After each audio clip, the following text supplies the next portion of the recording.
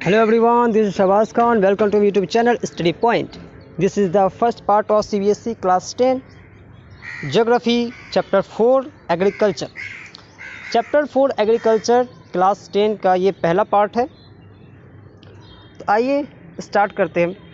Agriculture is a primary activity which produces most of the food that we consume. Besides food grain, it also produces raw materials for various industries.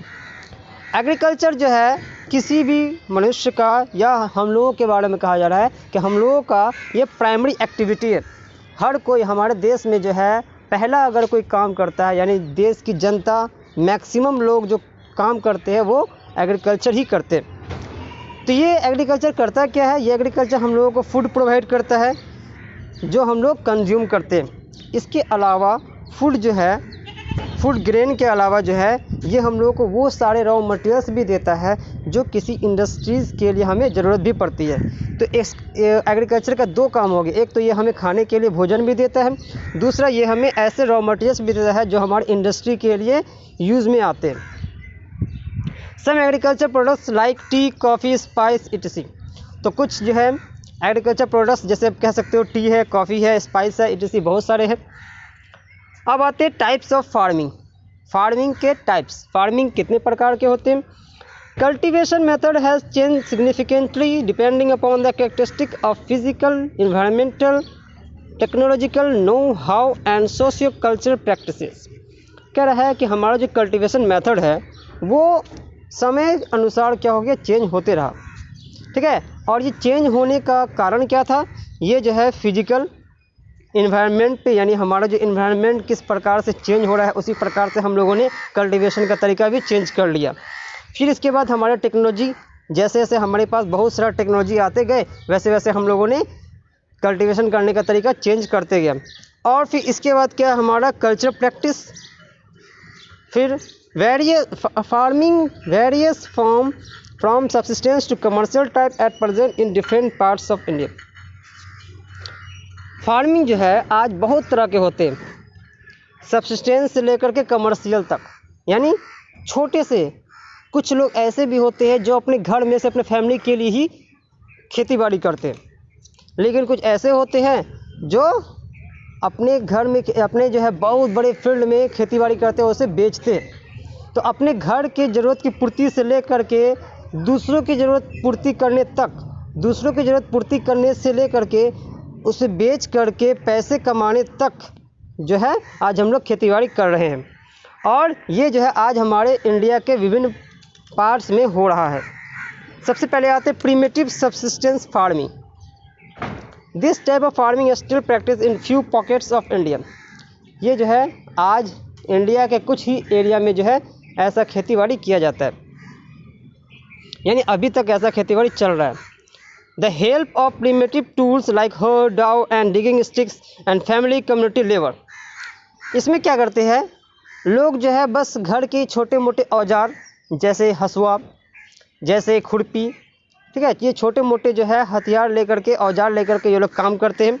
और इसके साथ क्या करते हैं ये लोग जो है, ये लोग घर के ही मेंबर जो आपस में मिल करके काम करते हैं, यानी बाहर से किसी लेबर को ये नहीं रखते हैं या किसी बड़े बड़े मशीन को ये लोग यूज़ नहीं करते. This type of farming depends upon monsoon. ये फार्मिंग जो है मानसून के ऊपर डिपेंड करता है. मतलब वर्षा हुई तो ये खेतीबाड़ी अच्छी होगी, वर्षा नहीं हुई तो खेतीबाड़ी अच्छी नहीं होगी.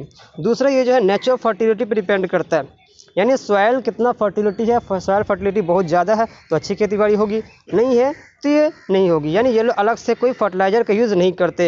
And suitability of other environmental conditions of the crops grown. इसके अलावा जो है जो खेतीबाड़ी ये कर रहे हैं, जिस चीज़ का क्रॉप्स इन्होंने लगाया है वो जो है इन्वायरमेंट पे और जितने भी जो है कंडीशंस होते हैं उस पर यह डिपेंड करता है. It is slash and burn agriculture. ये जो है स्लैश एंड बर्न एग्रीकल्चर होता है, यानी इसे जो है क्या करो, बस जलाओ और ला करके चले जाओ. ठीक है, मतलब ये लोग क्या करते हैं घुमंतु वाला लाइफ जीते हैं और इसे हम लोग स्लैश एंड बर्न एग्रीकल्चर भी कहते हैं.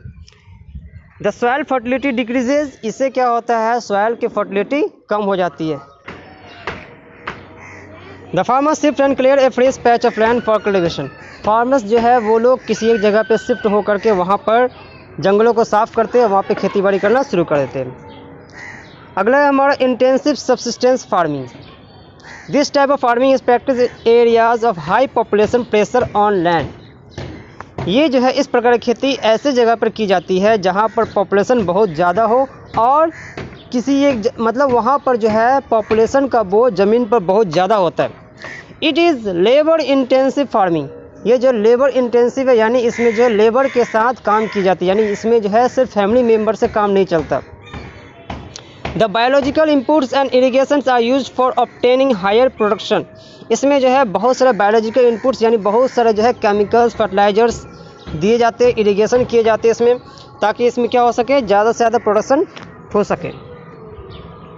There is enormous pressure on agriculture land.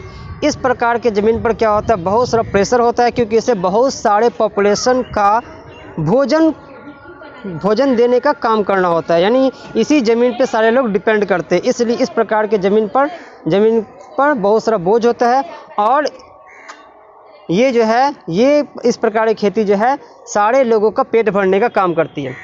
अगला टाइप है हमारा commercial farming. Commercial farming, commerce है कमर्शियल फार्मिंग, यानी ये जरूर इससे बिजनेस करने का।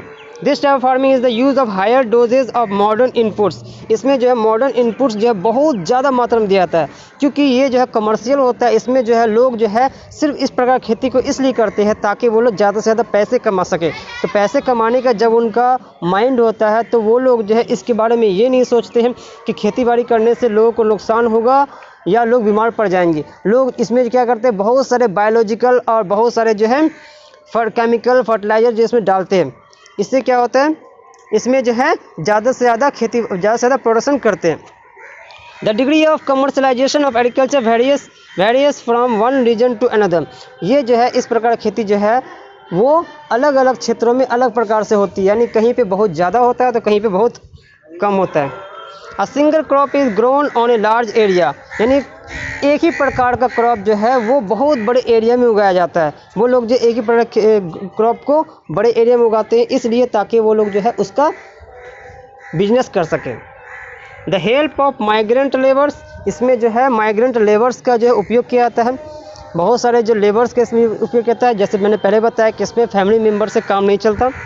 The produces is use as raw materials in respective industries.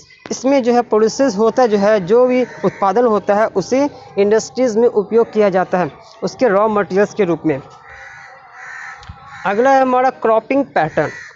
तो क्रॉपिंग पैटर्न जो है मतलब क्रॉपिंग पैटर्न, आप क्रॉप किस प्रकार से लगाएंगे, कौन से खेत के बाद कौन से प्रोडक्शन के बाद आप क्या लगाएंगे जिससे आपका जो है मिट्टी की उर्वरा शक्ति, मिट्टी का जो फर्टिलिटी बनी रहे।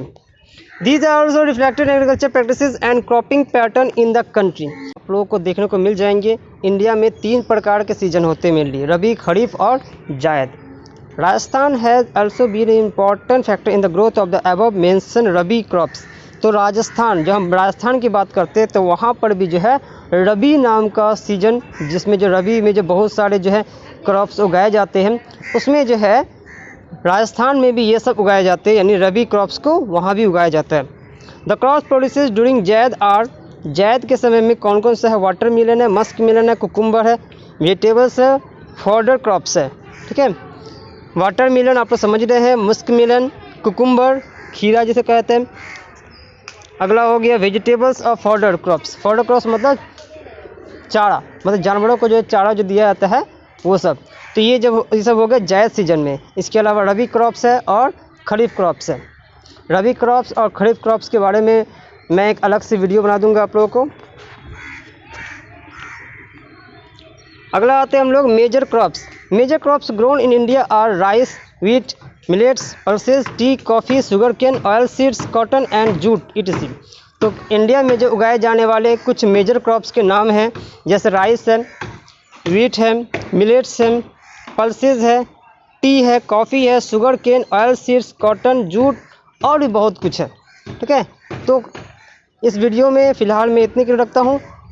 नेक्स्ट वीडियो में हम लोग जो है नॉन फूड क्रॉप्स का पढ़ेंगे, यानी बहुत सारे ऐसे क्रॉप्स हैं जिसे हम लोग खाते नहीं हैं लेकिन फिर भी हम लोग उगाते उसे उसका व्यापार करने के लिए, यानी उसके हम लोग खाने के अलावा दूसरे काम में उसे लगाते हैं। ठीक है, तो इसके हम लोग कल पढ़ेंगे। तो वीडियो कैसा लगा कमेंट जरूर लिखिएगा। वीडियो को लाइक कीजिए, शेयर कीजिए और चैनल को सब्सक्राइब कीजिए। Thank you for watching.